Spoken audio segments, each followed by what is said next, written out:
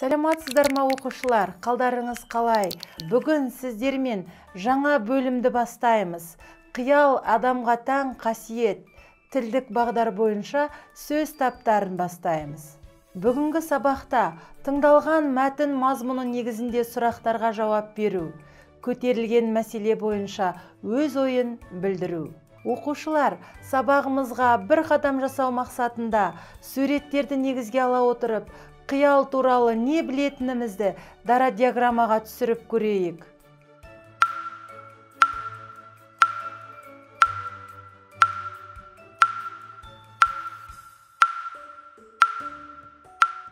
Білім алушылар, сұрақтар аясында ойларыңды жинақтап көріңдер.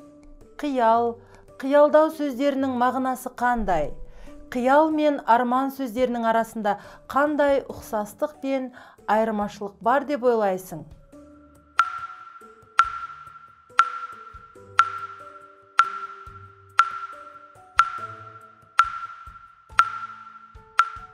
Қиял ғажайып ертегісі дегенді естідің бе?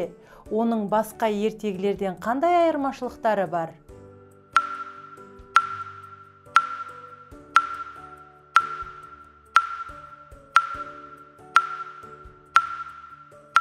Оқушылар, бұл сұрақтар аясында толық жауап алу үшін менімен бірге мәтінді ілесе оқи отырыңыздар. Қиял дегеніміз адамның қоршаған ортадағы заттар мен құбылыстардың бейнесін ойда қайта жаңғыртып өңдеу, ойша өзгерту, шындыққа өз жанынан басқа бір жаңа ой қосып, көзге елестету. Қиял тек адамға ғана тән қасиет.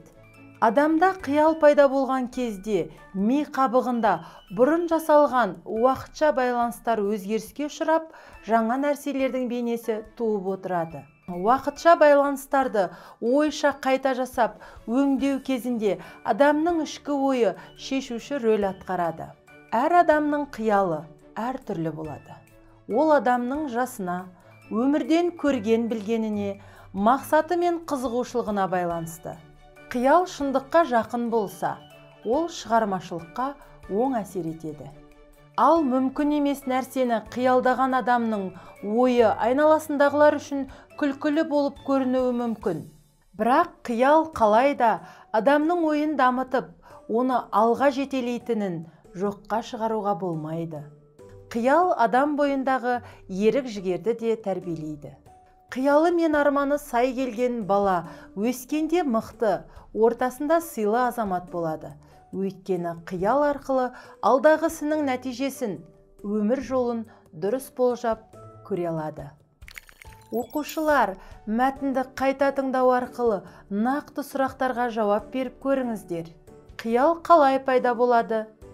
Неліктен қиялды адамға тән қасиет дейміз?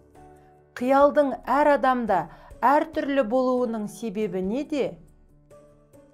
Қиял мен шындықтың арақатынасы қандай? Қиялдың адам өміріне әсері қандай?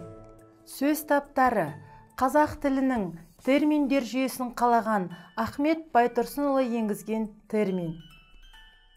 Сөз таптары сөздердің білдіретін мағынасына, түрлену тұлғасына, қойылатын сұрағына, сөйлемде атқаратын қызметіне қарай топталуын сөз таптары деп атаймыз.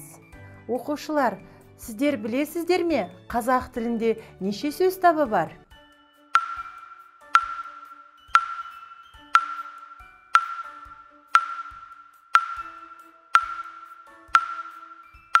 Жарайсыздар.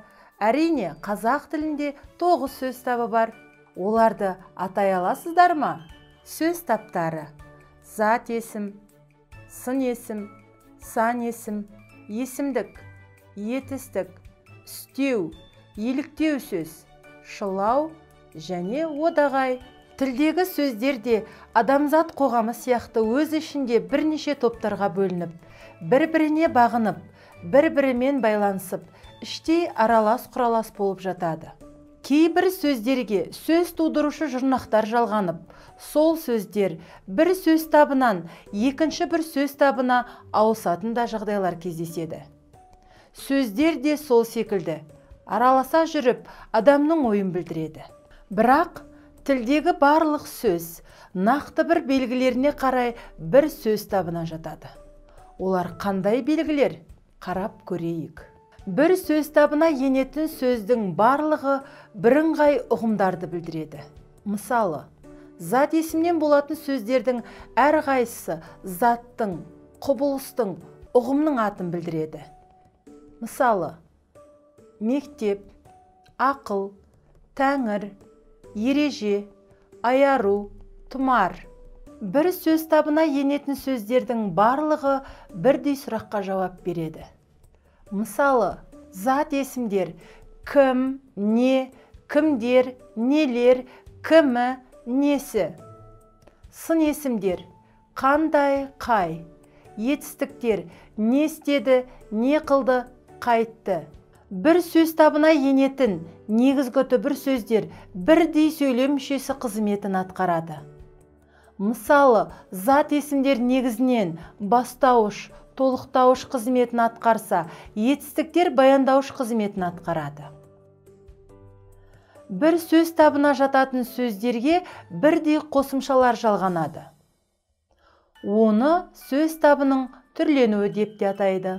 Мысалы, зат есімдерге көптік, септік, тәуелдік жалғаулары жалғанса, сын есімдерге шырай жұрнақтары жалғанады. Міне, осы 4 белгісіне қарай сөздер 9 сөз табына бөлінеді. Оқушылар, бүгінгі сабақта тыңдалған мәтін мазмұны бойынша негізгі сұрақтарға жауап беруді, сөз таптары туралы ұғым қалыптастырдық. Келесі сабақта кездескенше сау саламатта болыңыздар.